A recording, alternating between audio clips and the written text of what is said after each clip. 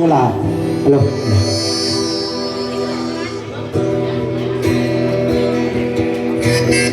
น้ำคิงคืองามแท้สบายดีน้ำคิงสบายดีขึ้นมาสวยแต่สวยเป็นตากล้องไงเดิมมาเนี่ยคนหนุ่มกำลังชิดขึ้นไปร้องเพลงเสียเหลืองนี่คนหนุ่มเด็กน้อยคนหนุ่มสุภพรก็ขึ้นคนนะคะบอร้องเพลงบอเนี่ยมาดูสบายดีดูสบายดีดูสบายดีให้ได้มือนะให้ได้สบายดีนะสบายดีนี่2 มือไปไหมสบายดี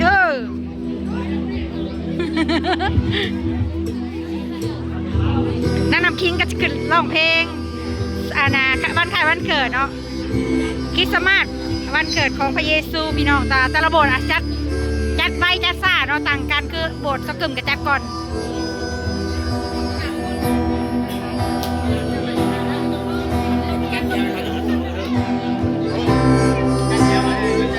บ่จัดรถใหญ่แล้วซ้อมเพลงอันนี้ค่ะจัดรถ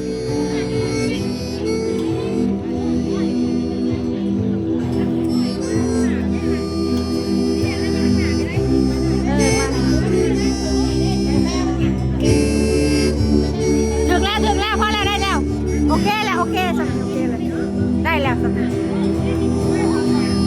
ไปทางนั้นลุงไปยืนทางนั้นลุงไปเจนะทางนั้นเด้อญาติมาหากันนี่ญาตินี่เจ๊ผมจะมากินนะยังมาเก่งบ่ยังมารอดนี่ยังถอยในอยู่ในสักหน่อยจัดถอยหน่อยนึงถอยหน่อยนึงร้องบัดนี้ฮะมันซ้อมเพลงพี่น้องมันซ้อมถ่ายคลิปให้ก่อน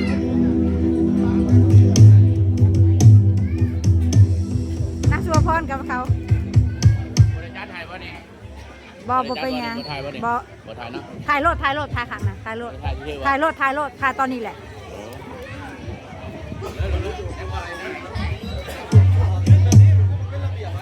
ถ่ายรถถ่ายบ่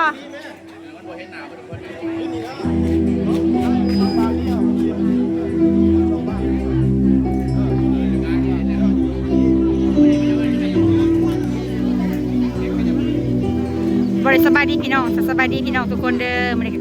ถ่ายคลิปจับจูดพี่น้องจื้อเด้อจื้อบอลของเจ้าของเด้อมาร้องเพลงแท้เด้อมาไปขึ้นเวทีหรือจื้อบอลเจ้าของเด้อทุกคน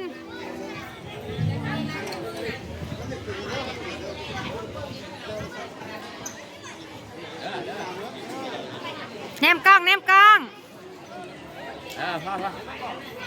งเด้อยิ้มแน่เห็นนางคิงยิ่งนะยังคิงยิ้มแน่นางคิงแนมตะกองอย่าก้มเด้อแนมบ่ได้บ่1 2 3 1 2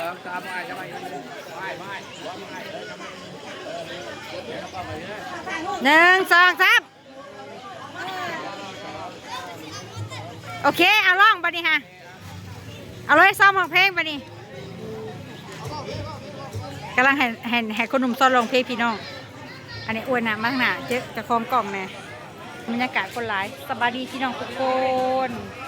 โบจะอยู่ฝั่งไทยฝั่งลาวหรือต่างประเทศเนาะพี่น้องสบายดีพี่น้องขน้อยคุณลุงคนหลายแห่งกิจจักรบันโคกมันจะมาถวายเพลงพิเศษในเพลงข่าวสำคัญเอาเรื่องข่าวตอนไหนแม่คนหนุ่มขน้อยคนหนุ่มพวกขน้อยคนหนุ่มกิจจักรโคกมหาพรจะมาถวายเพลงข่าวสำคัญพวกขน้อยคนหนุ่มจะมาถวายเพลงข่าวสำคัญ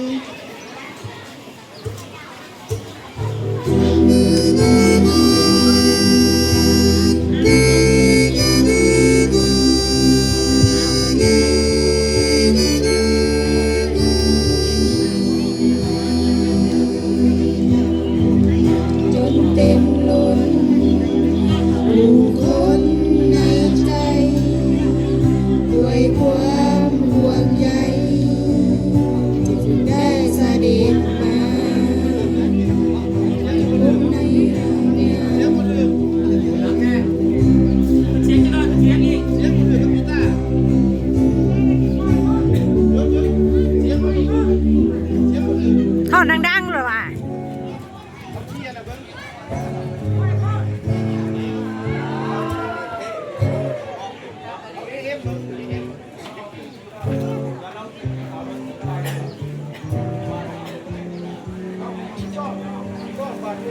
เพ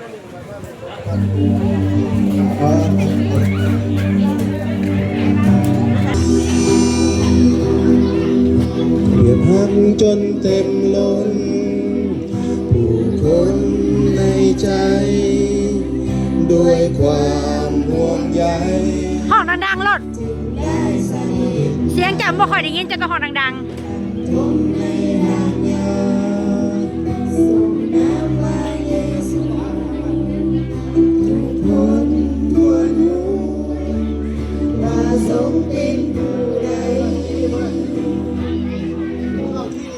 เอาที่ไหนที่ๆมันจืดโพดเสียงมันจืดโพดเนาะเอ็นจี้คือบ่ร้องเจ้าน่ะเอาเสียงคืออาจารย์เปิ้ลน่ะเอาเสียงคืออาจารย์เปิ้ลน่ะเสียงม่วนน่ะด้วยฮักแล้ว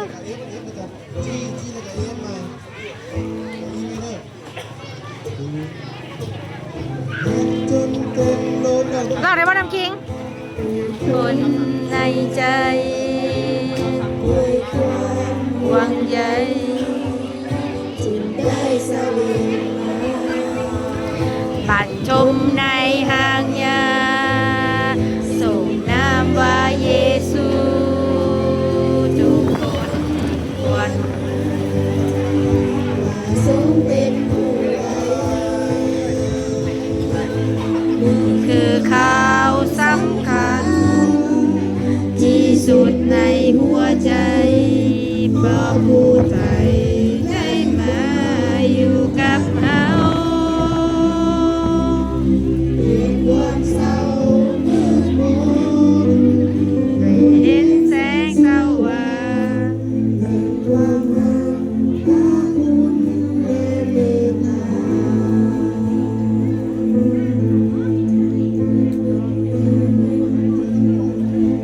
เคยเงียบงันทุกคนควรลาที่มือทาง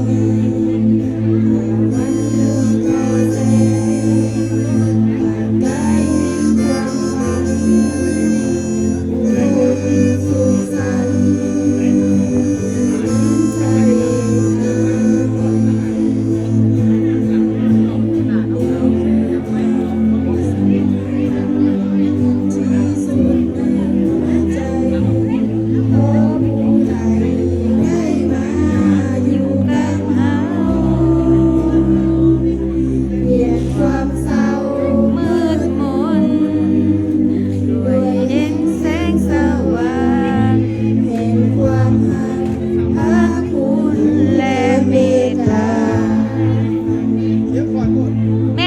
จพ่ออาจารย์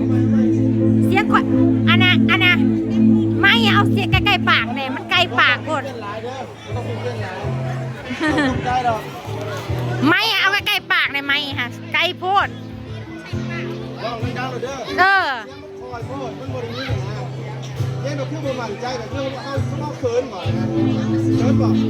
น้ำคิงกับห้องดังๆโลดยืนเลยค่ะ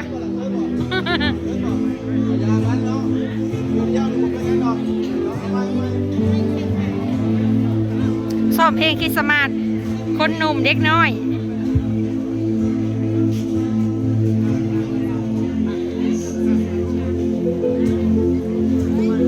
ใครจะสลาเบิ่งFC ทุกคนเบิ่งนำบรรยากาศ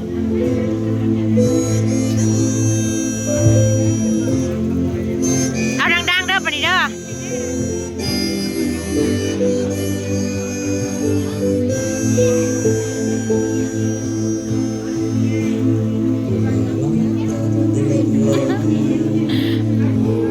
ค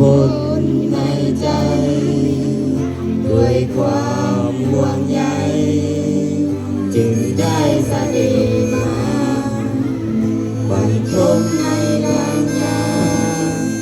ส่งน้ำว่าเยซูคนความโอเคคงเป็นผู้ใด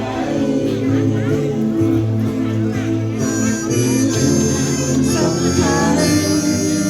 ที่สุดในหัวใจพระผู้ไทยได้มาอยู่กับเรา ความเศร้ามืดมน ได้เห็นแสงสว่าง แห่งความรักพระคุณและเมตตาที่เมืองเบธเลเฮมที่เคยเงียบเหงาทุกคนปวดร้าวความมีที่เพิ่งพา ร้องรอด ขอแสงปากกายแห่งความหวัง ทุกคนสุขสันต์ผู้นั้นเสด็จมาข่าวสำคัญที่สุดในหัวใจ